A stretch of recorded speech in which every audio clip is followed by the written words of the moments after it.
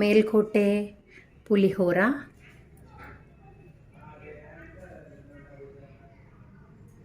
మేల్కోటే బెల్లం పరమాన్నం, మేల్కోటే చక్కెర పొంగల్. ఇటువంటి రుచికరమైన పులిహోర, చక్కెర పొంగలి, బెల్లం పరమాన్నం చేసుకొని మీరందరూ కూడా ఎట్లా ఉందో టేస్ట్ చేసి బాగా నచ్చితే కామెంట్ చేయండి, లైక్ చేయండి. ఇంకా ఎవరైనా మన ఛానల్ని సబ్స్క్రైబ్ చేయకపోతే సబ్స్క్రైబ్ చేయండి. Thank you. నమస్తే అండి, వెల్కమ్ టు పంప కిచెన్. ఈరోజు మనము మన కిచెన్లో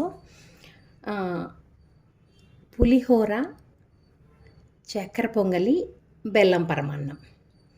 ఎందుకు ఈ మూడు చెప్తున్నానంటేనండి, మన కర్ణాటకలో మేల్కోటె అనే ఒక ఊరుంది. అక్కడ టెంపుల్ ఉంటుంది, ఇది చాలా ఫేమస్. నా చిన్నతనంలో మా నాన్న అక్కడ తీసుకెళ్ళారు. అక్కడ ఇది ఫుడ్ చాలా ఫేమస్. సో ఆ కాంబినేషన్ ఈరోజు చేసి చూపిద్దామనుకుంటున్నాను. దానికోసం ఇట్లా 2 గ్లాసుల బియ్యము, నేను ముడి బియ్యం వాడతాను కదా. తర్వాత ఇంకో ఒక 3/4 గ్లాస్ వచ్చేసి పెసరపప్పు, 3/4 పెసరపప్పు వేసుకోవాలి. 1/4 వచ్చేసి శనగపప్పు. ఇవి మనకి అంటే నేనేమి బేస్ రైస్ అంతా కూడా రైస్ ఈ పప్పు చేసేసి తర్వాత సపరేట్గా చక్కెర పొంగలి, బెల్లం పరమాన్నం చేసి చూపిస్తాను. 2 గ్లాసుల బియ్యము, 3/4 గ్లాసు పెసరపప్పు, 1/4 గ్లాస్ వచ్చేసి శనగపప్పు. ఈ 3 కలిపి మనము కుక్కర్లో విజిల్ పెట్టేసుకుందామండి. 3 గ్లాసులకి గ్లాసుకి 3 నీళ్లు చొప్పున 9 గ్లాసుల నీళ్లు వేసుకుందాం. ఇప్పుడు నేను వీటిని కుక్కర్లో వేసేసి బాగా క్లీన్ చేసేసి ఇలాగా మనం కుక్కర్లో వేసేసి శుభ్రంగా బాగా కడిగేసి 9 గ్లాసుల నీళ్ళు వేసి మనం ఒక 3 విజిల్స్ రప్పిద్దాం. చూడండి, బాగా క్లీన్ చేసుకొని వచ్చినాను. ఇప్పుడు మనం దీంట్లో ఈ గ్లాస్లో 9 గ్లాసులు నీళ్ళు వేద్దాము. 1 2 3 4 5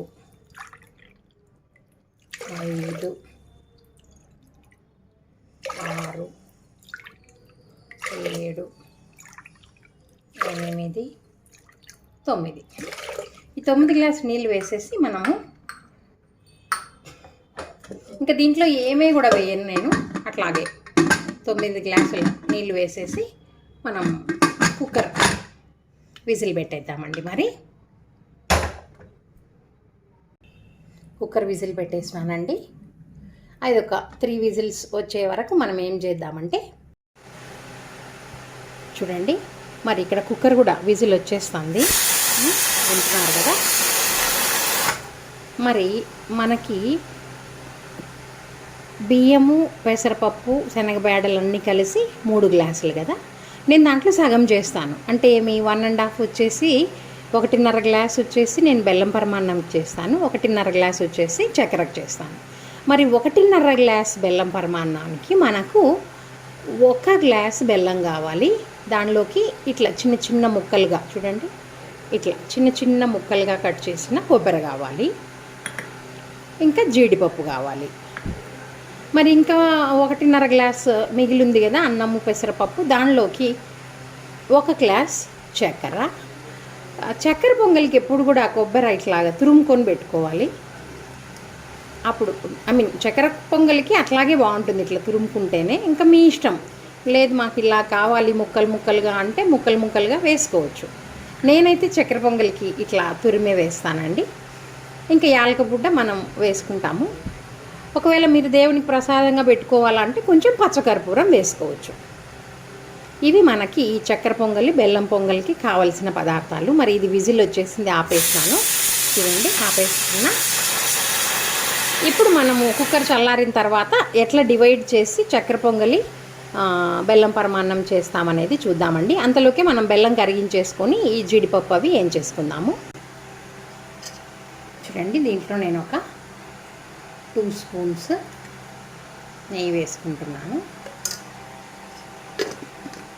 నెయ్యి వేసుకొని వేడెక్కగానే ఈ జీడిపప్పులు ఉన్నాయి కదా, అవి వేసేద్దాం.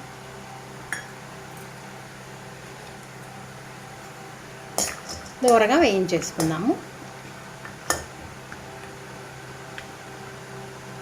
ఇవి చాలా జాగ్రత్తగా చేసుకోవాలి. ఇక్కడే నిల్చొని అటు ఇటు తిరగకుండా, మళ్ళీ మాడిపోతే మనం పడ్డ శ్రమ అంతా వేస్ట్ అవుతుంది కదా.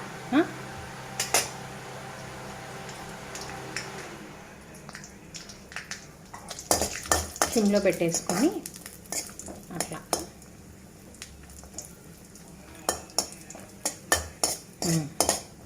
అయిపోతాయండి.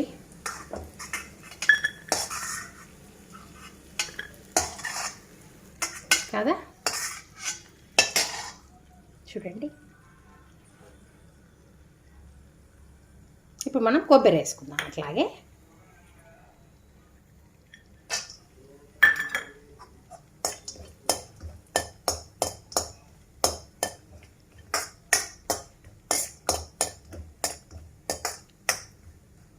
మీకు ఎండు ద్రాక్ష కావాలా అనుకుంటే ఎండు ద్రాక్ష వేసుకోవచ్చు. నేనైతే ఎండు ద్రాక్ష వేయడం లేదు. కొబ్బరి కూడా కాలిపోయింది. తురుము మనము అప్పుడప్పుడు చక్కెర పొంగల్ చేసేటప్పుడు వేసేద్దామండి. ఇప్పుడండి నేను ఒక అర్ధ గ్లాస్ అట్లా నీళ్ళు పెట్టుకొని ఈ బెల్లం ఉంది కదా, అది మనం కరిగించుకుందాం. కరిగించాక వడగట్టుకోవాలి. ఎందుకంటే ఏమన్నా కొంచెం డస్ట్ ఉంటుంది కదా. ఇది కరిగించాక ఎలా వడగట్టుకునేది చూసుకొని తర్వాత ప్రాసెస్ ఏంటో చూద్దాం. చూడండి, ఇది బాగా కరిగిపోయింది కదా. ఇప్పుడు నేను ఏం చేస్తానంటే అట్లా ఒక గిన్నె పెట్టేసి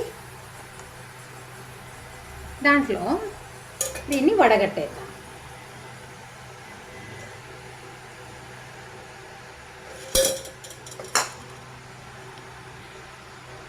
దీన్ని ఇట్లాగా వడగట్టేద్దామండి. చూడండి, ఇట్లాగా. ఓకేనా. ఇప్పుడు మనం కుక్కర్ ఓపెన్ చేసి చూద్దాము. చల్లారింది చూడండి కదా, బాగా పొగలు వస్తుంది. ఒకసారి గమనిస్తే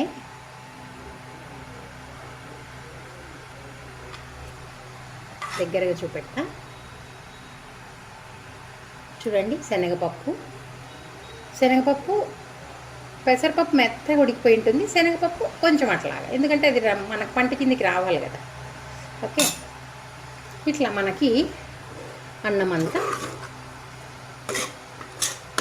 మనం ఎన్ని గంటలు ఉందో చూసుకొని సరి సమానంగా మనం దాంట్లోకి బెల్లం అన్నంలోకి చక్కెర పొంగల్లోకి వేసేద్దామండి. చూస్తాను నేను ఇప్పుడు. ఇది పొయ్యి పైన ఉంది కదా, మనకి బెల్లం పానకం వడగట్టి పెట్టుకున్నాను కదా నేను పొయ్యి మీద. దాంట్లోకి నేను దీంట్లో సగం రైస్ వేస్తాను, గమనించండి. దీనిలోకి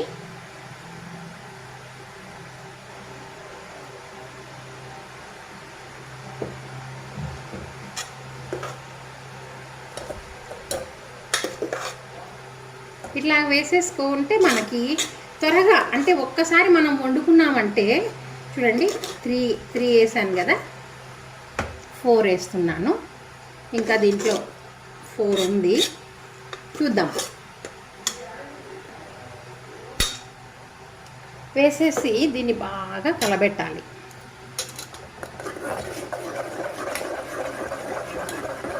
అన్నం బాగా మెత్తగా ఉడకాలండి, ఎందుకంటే మనం బెల్లం పానకంలో వేసేస్తానే గట్టిగా అవుతుంది రైస్ ఎప్పటికి కూడా. ఇప్పుడు మనం ఏం చేద్దామంటే ఒక యాలక వేసుకుందాం దీంట్లోనే.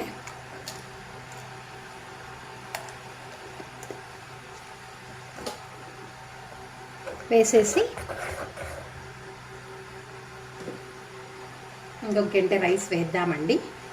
బెల్లందే ఎక్కువ తింటారు ఇంట్లో. మనం తీపి దాన్ని బట్టి సర్దుకోవాల్సి వస్తుంది. నేను దీంట్లో ఇప్పుడు 5 గరిటెలు అన్నం వేసినాను. ఇది సిమ్లో పెట్టేసుకుందాము. చూడండి, నేను బెల్లం పరమన్నం అటుపక్కకు మార్చేసుకున్నాను. ఇటుపక్క మనం నెయ్యి కాచుకొని ఉన్నాం కదా ఇందాక మనము. ఇప్పుడు ఏంటంటే నేను దీంట్లో ఈ కొబ్బరి తురుము వేసేస్తున్నాను. మనము చక్కెర పొంగలికి కొబ్బరి తురుము అన్నాం కదా, ఈ కొబ్బరి తురుము దీంట్లో వేసేసుకుందాము. ఈ కొబ్బరి తురుము బాగా ఇలాగా బాగా గుమగుమ వాసన వస్తుంది. అట్లాంటి సమయంలో మనం దీంట్లో 1, 2, దాంట్లో 5 వేసాం కదా, 3, 4 కలబెడదాము. కింద కొబ్బరి మాడిపోతుంది.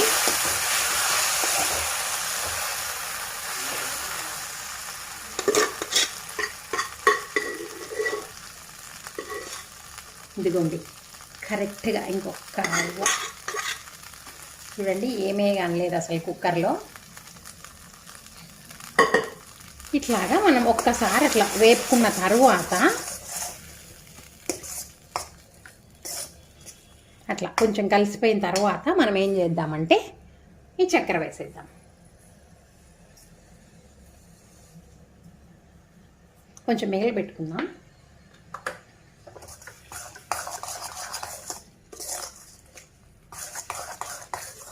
మంచి వాసన కలబెడుతుండాలి, ఎందుకంటే మనకి మాడిపోతుంది. చూడండి, అన్ని 3 కలిపి ఉడకబెట్టినాం కాబట్టి శనగపప్పు కొంచెం ఎక్కువ టైం తీసుకుంటుంది కాబట్టి అది కరెక్ట్గా ఉడికింటుంది. మిగతావి కొంచెం ఎక్కువ మెత్తగా అయిపోయి ఉంటాయి అన్నమాట. ఇట్లాగా మనము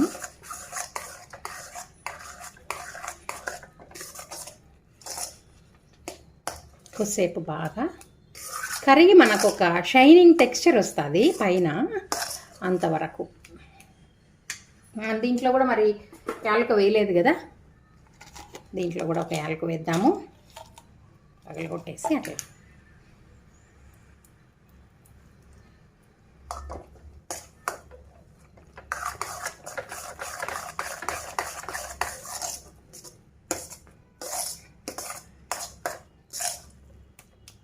ఇంకా కాస్త మిగిలింది,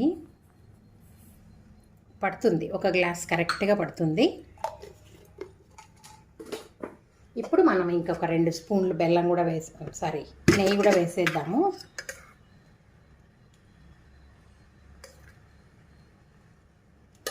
మనకు ఎక్కువ కావాలంటే ఎక్కువ వేయచ్చు, ఏమి ఇబ్బంది ఏం లే. వేసి కొంచెం అట్లా కలబెట్టేస్తాం.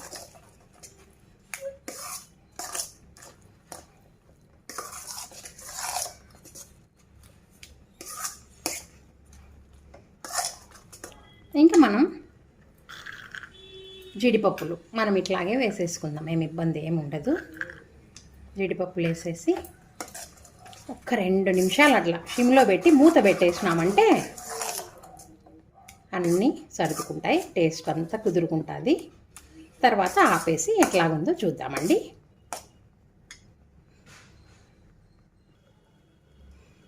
మరి మనం 2 మినిట్స్ అయిపోయింది, ఒకసారి అట్లా చూద్దాము. చూడండి, అద్భుతంగా వాసన గుమగుమాలిస్తుంది. ఆహా, ఈ సమయంలో మనకి ఇంకేమైనా నెయ్యి అవసరమా అని చూసేసుకొని ఓకే వేసుకుంటే సరిపోతుంది. ఇంకా చాలండి, ఇంకా దించేయచ్చు మనం. ఓకే, అటుపక్క మనకి బెల్లం పరమాన్నం ఎంతవరకు వచ్చిందో చూద్దాం. మరి చూడండి, మరి బెల్లం పరమాన్నం కూడా అసలు ఆ విధంగా మనం పొంగలికి కదా ఉడకబెట్టుకున్నామంటే ఒక 10 మినిట్స్ అంతకన్నా ఎక్కువ అవసరమే పడదు. చూడండి ఎంత అద్భుతమైన బెల్లం పరమాన్నం. ఇంకా ఈ కన్సిస్టెన్సీ ఉన్నప్పుడు మనము చూసారు కదా, మనం కొబ్బరి వేయించి పెట్టుకున్నాం, ఈ కొబ్బరి అంతా వేసేసేయండి. తర్వాత జీడిపప్పులు వేయించుకున్నాం కదా, జీడిపప్పులన్నీ వేసేసి ఒక్కసారి అట్లా కలబెట్టేసేస్తే, ఇంకా కొంచెం గట్టిగా వద్దు, ఎందుకంటే ఇంకా కొంచెం గట్టి కంటే మనము వేడి తగ్గి అంత చాలా గట్టిగా అయిపోతుంది మళ్ళీ. ఈ కన్సిస్టెన్సీ ఉన్నప్పుడు మనం స్టవ్ ఆపేసేసుకోవాలి. చూడండి ఆ నెయ్యి అంతా ఎట్లా మెరుస్తుందో. దీంట్లో కూడా ఇప్పుడు మనం ఒక 2 స్పూన్లు నెయ్యి అవసరపడుతుంది. వీటికి అంతా నెయ్యే కదా టేస్ట్. నెయ్యి, ఆ పప్పు పెసరపప్పు ఉంటుంది కదా, శనగపప్పు, అదే వీటికంతా. దీన్ని కూడా అట్లా ఒక్క 2 నిమిషాలు సిమ్లో పెట్టేసేసి ఇంకా మనం డిష్ అవుట్ చేసుకుందామండి. మరి నేను ఇప్పుడు డిష్ అవుట్ చేసి చూపిస్తున్నానండి. అద్భుతమైన చక్కెర పొంగలి.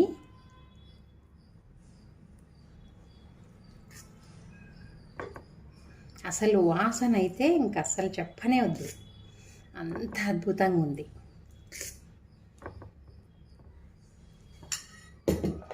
అట్లాగే మనం బెల్లం పొంగలి కూడా, బెల్లం పరమాన్నం కూడా చూద్దామండి.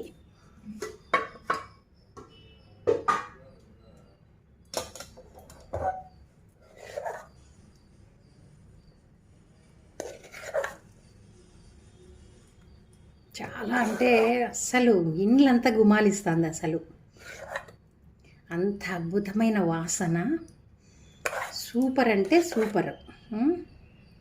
చూడండి, ఈ విధంగా ఒక్క 10 నిమిషాలు మనం కేటాయించుకున్నామంటే ఒకేసారి మనము 2 చక్కెర పొంగలి, బెల్లం పొంగలి 2 చేసుకోవచ్చు. బెల్లం పరమాన్నం అంటాం కదా, అట్లా ఒకేసారి మనం 2 బెల్లం పరమాన్నం, చక్కెర పొంగలి మీరు కూడా ప్రయత్నించండి. మరి మనకి ఇంకొక డిష్ ఏంటంటే ఈసారి మిగిలిపోయినది పులిహోర. ఆ పులిహోర ఎలా చేసేది చూద్దామండి. మరి ఇప్పుడు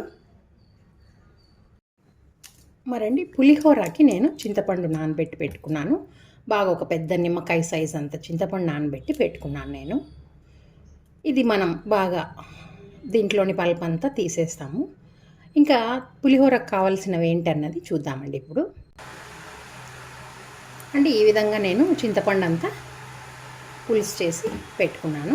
ఇప్పుడు దీంట్లో ఏంటంటే కొంచెం పసుపు, 2 ఎండుమిరపకాయలు, 2 లేదా మీ ఇష్టాన్ని బట్టి 2 ఎండుమిరపకాయలు, అట్లనే ఒక పచ్చిమిరపకాయ ఇట్లా చీలికలు చేసి ఒక పచ్చిమిరపకాయ, కొంచెం ఉప్పు,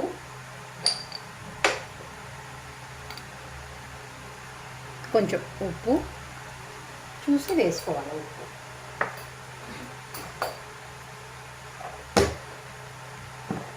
తర్వాత వచ్చేసి ఈ దీంట్లో కొంచెం నూనె కూడా వేయాలి మనము.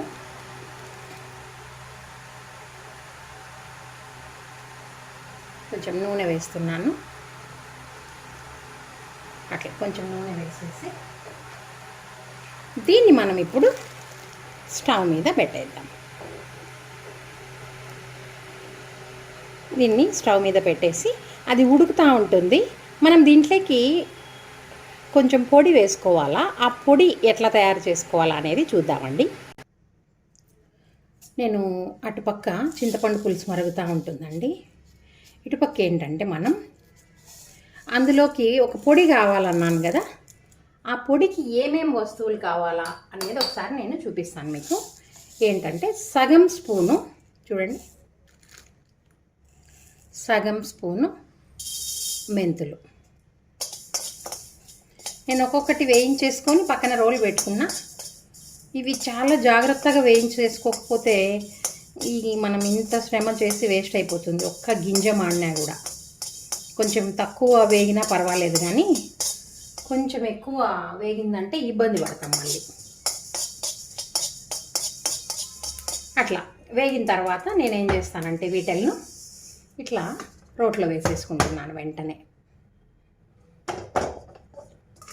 తర్వాత 1 స్పూన్ ముప్పావు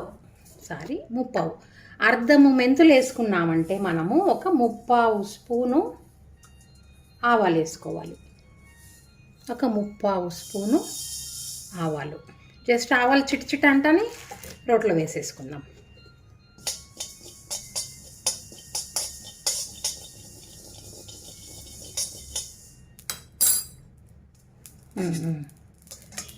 ఆవాలు కాలిపోతున్నాయండి కదా. ఇప్పుడు దీనిలను రోట్లో వేసేసుకుందాం అట్లాగా. దాని తర్వాత ఒక 10 గింజలు మెంతులు, అంటే నేను చెప్పే కొలత దేనికి, ఒక నిమ్మకాయ సైజ్ అంత చింతపండు, దాన్ని బట్టి ఇంకా మీరు ఎంత చింతపండు వేసుకుంటే అంటే 2 మనుషులకు ఈజీగా సరిపోతుంది, బాగా తినేవాళ్ళకి. అట్లా ఒక 10 గింజలు మిరియాలు. ఎక్కువ మిరియాలంతా వేయకూడదు, ఎందుకంటే మనం ఆల్రెడీ పచ్చిమిర్చి వేసినాము, ఎండుమిరపకాయ వేసినాము.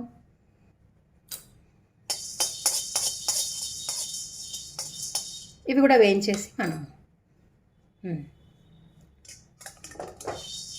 వేగిపోయింటాయండి. దీంట్లో వేసేస్తున్నా. ఇప్పుడు ఇవన్నీ నేను చూడండి బాగా ఉడుకుతా ఉంది చింతపండు పులుసు.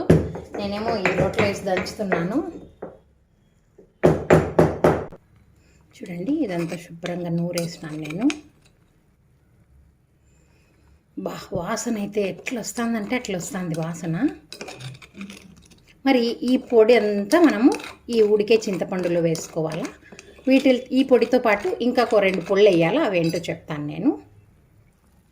చూడండి బాగా ఉడుకుతుంది ఇది. అట్లా ఉడికేటప్పుడు నేను ఈ పౌడర్ రోట్లోది తీసి వేసేస్తాను.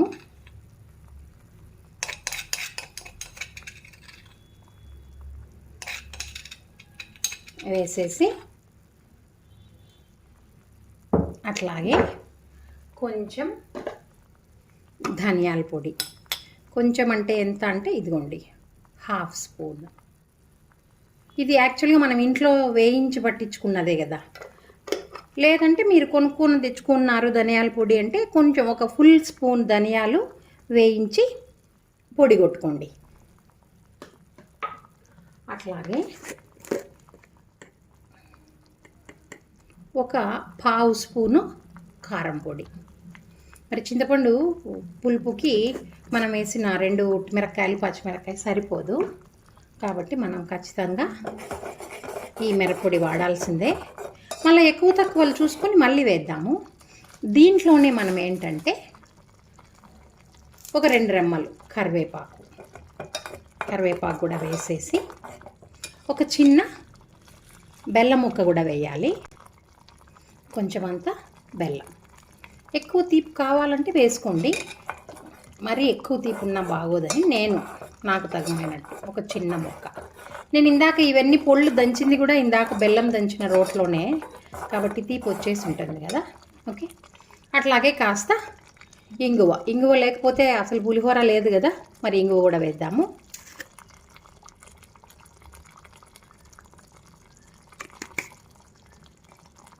వేసేసి ఇది ప్లేట్ పెట్టుకోవాలి. ఇంకా ఉడికితే కొద్దీ అంత మీద పడుతూ ఉంటుంది. ప్లేట్ పెట్టుకొని దగ్గరికి వచ్చాక చూస్తామండి. మరి నేను ఇటుపక్క నూనె తీసుకున్నాను. నూనెలో ఆవాలు,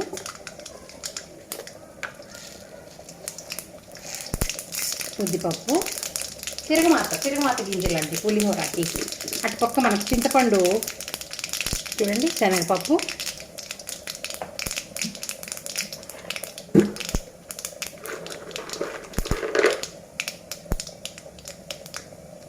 శనక్కాయ విత్తనాలు,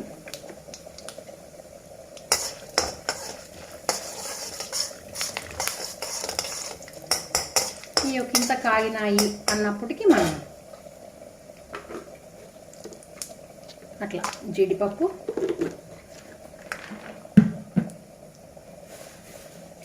ఇంకా మనం కావాలంటే తిరువాతలో కూడా 2 ఎండుమిరపకాయలు, ఇందులో కూడా కాస్త కరివేపాకు, అన్నిట్లా బాగా అది ఉడికేలోపు ఇది వేయించుకొని చల్లారబెట్టుకున్నామంటే వెంటనే పులిహోర కలిపేసుకోవచ్చు. ఇంకా నేను అంతేనండి, ఎప్పుడు కూడా అట్లాగా చింతపండు రసం అంతా బాగా దగ్గరికి గుజ్జులాగా తెప్పించి అది పెట్టుకుంటాను. ఎప్పుడు కలుపుకోవాలనుకుంటే అప్పుడు ఈ విధంగా వేయించుకుంటాను. అప్పుడు ఏంటంటే ఆ గింజలు ఫ్రెష్నెస్ బాగా క్రంచీగా కదా, అంటే నేను చేసే పద్ధతి అది.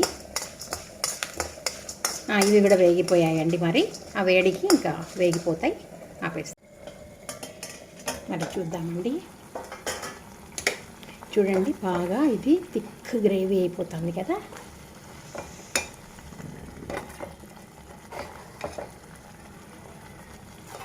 ఇంకా కొంచెం కావాలి. దీనిపైకి నూనె తేలాల. దానిపైకి నూనె బాగా అట్లాగా తేలితే అప్పుడు మనకి అది అయిపోయిందని గుర్తు. ఈ విధంగా మీరు నూనె బాగా పైకి తేలేటట్టు పెట్టుకున్నారంటే మీరు ఒక నెల రోజులు పెట్టుకున్నా బయట ఏం కాదు. కాకపోతే నూనె పైన తేలాల. మన ఊరగాయకి కదా, ఆవకాయకి కదా తేలుతుంది చూడండి. ఆ విధంగా తేలితే మీరు దీన్ని బయటనే ఒక నెల పెట్టుకున్నా కూడా ఏమే కానీ కాదు. కాకపోతే ఉప్పు కొంచెం ఎక్కువనే పడాలి. అన్నంలో కావాలంటే తక్కువ వేసుకొని దీనిలో ఎక్కువ వేసుకున్నామంటే మనకి స్టోరేజ్ పర్పస్ కదా, ఫ్రిడ్జ్లో కూడా పెట్టాల్సిన పని లేదు. ఇటువంటి థిక్ కన్సిస్టెన్సీ వచ్చేటప్పటికి మీకు ఆయిల్ పైకి వచ్చేస్తూ ఉంటుంది.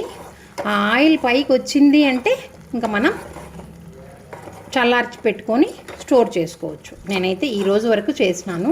ఒకవేళ ఎవరైనా స్టోర్ చేసుకోవాలనుకుంటే ఇట్లా ఉత్తగా చేసి స్టోర్ చేస్తేనే మంచిదండి.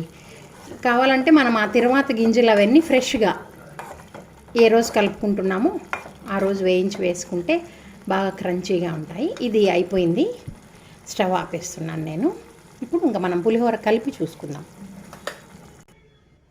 చూడండి, ఈ తిరగమాత ఇంకా కాస్త వేడిగానే ఉంది. ఇప్పుడు నేను కొంచెం పసుపు వేస్తాను.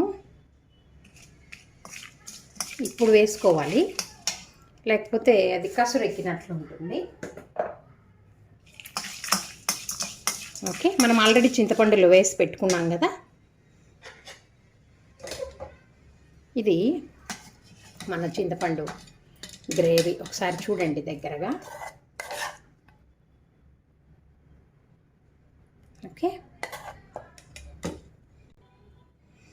నేను అన్నము దీంట్లోనే వేసేస్తున్నాను. తర్వాత ఈ చింతపండు గుజ్జు ఉంది కదా, ఆ చింతపండు గుజ్జు కూడా చూసి కలుపుకుంటూ మనం తక్కువైతే వేసుకుంటూ వద్దామండి. మీరు చేత్తో కలుపుకున్న మీ ఇష్టం, అది ఎట్లాగైనా. అందులోనే చెనక్కాయ విత్తనాలు అవన్నీ వేస్తే నాకేదో కొంచెం అంటే మెత్తబడిపోయినట్టు, అంత క్రంచీనెస్ ఉండటం లేదు దాంట్లోనే వేసి ఉడికిస్తే. అందుకు నేను ఇట్లా ట్రై చేసినాను. చాలామంది నువ్వులు కొబ్బరి కూడా వేసుకుంటారు, కానీ మనం ఈరోజు చేసుకునేది మేల్కొట్టే పులిహోర కదా. మరి మేల్కొట్టి పులిహోరకు వాళ్ళు నువ్వులు కొబ్బరి వేయరండి. ఇదే మెథడ్ ఫాలో చేస్తారు. అంటే నాకెట్లా తెలిసిందంటే, ఎంత చేసినా ఆ ఫ్లేవర్ రాలేదు. కానీ ఒకసారి గుళ్ళో అడిగితే వాళ్ళు ధనియాలు వేస్తాం, అంటే మెంతులు ఆవాలు అవన్నీ ట్రై చేసినాం, కానీ ధనియాల పొడి ఎంత ట్రై చేయలేదు. ధనియాల పొడి వేస్తామంటే అప్పుడు ఫ్లేవర్ బాగుంది. సేమ్ నేను ఆ టెంపుల్లో తిన్న పులిహోర ఫ్లేవరే వచ్చేసింది. మీరు కలర్ చూస్తానే అర్థమైపోవాలా ఎటువంటి పులిహోర అనేసి కదా. ఒక్కసారి చూస్తే ఇట్స్ వెరీ వెరీ, చూడండి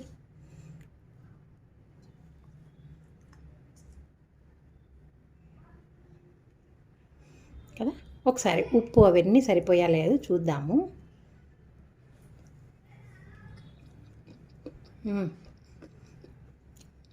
ఉప్పు ఎంత కరెక్ట్గా సరిపోయిందంటే అసలు అన్బిలీవబుల్.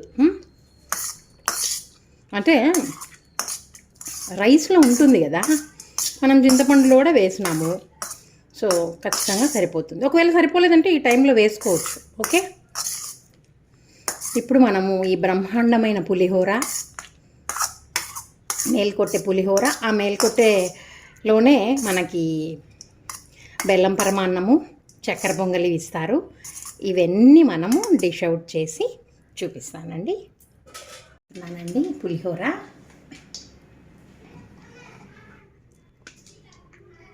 మీరు ఇటువంటి పులిహోరను తప్పనిసరిగా రుచి చూడాల్సిందే, మరి ప్రయత్నించండి. చాలామంది టెంపుల్స్లో పెట్టే పులిహోర ఎలా ఉంటుందో టెంపుల్స్లో, ఇది ఒకసారి టేస్ట్ చేస్తే ఇంకా మనం ఇంట్లో కూడా టెంపుల్ లాగా తయారు చేసుకోవచ్చు అనేది మీకు అర్థమైపోతుంది. మరి అట్లాగే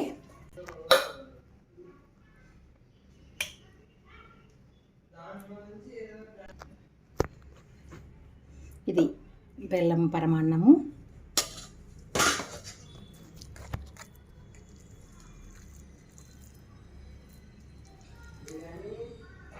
ఇది చక్కెర పొంగలి. మరి ఇటువంటి